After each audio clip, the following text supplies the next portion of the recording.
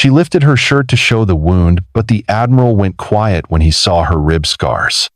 The courtroom fell into an unnatural silence. Captain Rhea Morgan stood alone before the tribunal, her shoulders squared, lips pressed tight. She said nothing. Her eyes held the calm of someone who had weathered storms far worse than the scowls before her. Across the room, Admiral Kerrigan leaned forward behind the polished mahogany bench, voice clipped and disbelieving. "You're not on the list of survivors," he said coldly. "You expect us to believe you were there, Operation Daggerfall, without a single verified deployment record?" She didn't flinch, but she could feel it how their stares curled around her like cold iron cuffs. Doubt, suspicion, disrespect. It wasn't the first time someone questioned her place. It wouldn't be the last.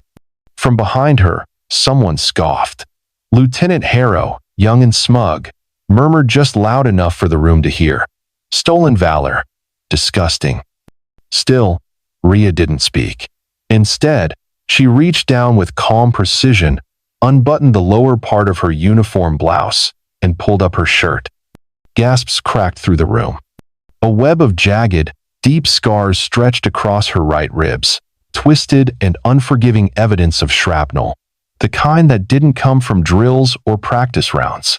Flesh that had been torn and seared by fire, not imagination. Admiral Kerrigan stared. Words failed him. Only 30 seconds had passed, but the room already felt heavier. Every eye now rested on those scars, on the ugly truth they revealed. This was no decoration. This was survival. Proof ink and paper could never print. Some averted their gaze in shame. Some stared harder, trying to make sense of what they'd just seen. But Rhea didn't flinch. Her hand lowered her shirt slowly, her spine straight as steel. She wasn't ashamed. 14 months earlier, Rhea had bled out in a jungle no one spoke about. She had been part of a covert operations team dispatched to retrieve stranded civilians behind enemy lines in Sector 12X, deep in a territory so classified the official map called it uninhabitable terrain. The mission was never recorded. The soldiers were told it never happened, and those who died were buried without names. She had carried 2 men on her back through fire and smoke, her lungs blistered, her uniform soaked in blood, some hers, some not. She didn't even know when the shrapnel hit her. Just that everything went white, then red, then quiet. She woke up 3 days later, in a makeshift surgical tent, hidden behind enemy lines, patched up by a medic with trembling hands and no anesthesia. They said she wouldn't walk again. She did. They said she shouldn't return to duty. She did. But when she came back, she found that her file to soften. One woman in the back wiped a tear discreetly. Another, Commander Hughes, stood up and gently laid a stack of sealed envelopes on the table.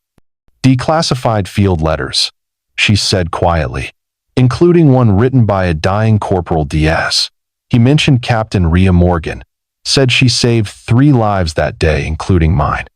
The silence was no longer skeptical. It was reverent. In the corner, a folded flag sat atop a table. Kerrigan turned to it, eyes darkening with the weight of memory. "Diaz?" he murmured. "That boy was my nephew." He looked back at Rhea, and for the first time in the entire proceeding, he stood. No longer as an admiral, but as a man who had been humbled. "I was wrong." 3 words, spoken like a confession. He looked at the other officers. "I move to dismiss all charges against Private Anders and formally reinstate Captain Morgan's service record with full honors." There was no debate, only a unanimous nod of silent agreement. As Rhea turned to leave the courtroom, her path to the door became a gauntlet of respect. Officers she'd never met rose to their feet, one by one, quietly, no applause, just silent acknowledgement. The kind that matters most. A woman in uniform stepped forward, holding out the folded flag. "From Corporal Diaz's mother. She asked me to give it to the one who brought him home." Rhea took it, cradling it like it weighed the world. Because it did. Some scars don't need to be explained. Rhea whispered to no one in particular. They speak louder than medals ever could. In that moment, the courtroom didn't feel like a tribunal. It felt like a memorial. And Rhea, once invisible, once erased, stood not as a victim of oversight, but as a living reminder that the truth doesn't always need a witness. Sometimes, it just needs to survive long enough to be seen. Honor isn't worn, Kerrigan later said in a press briefing. It's carried, sometimes in silence, sometimes in scars. To those watching, you may never see the battles someone else has fought. You may never know the weight of the flag they carry or the silence they've endured. But when they finally lift their shirt, not in pride, but in proof, make sure you see them. Really see them. Because respect isn't earned in silence. It's owed.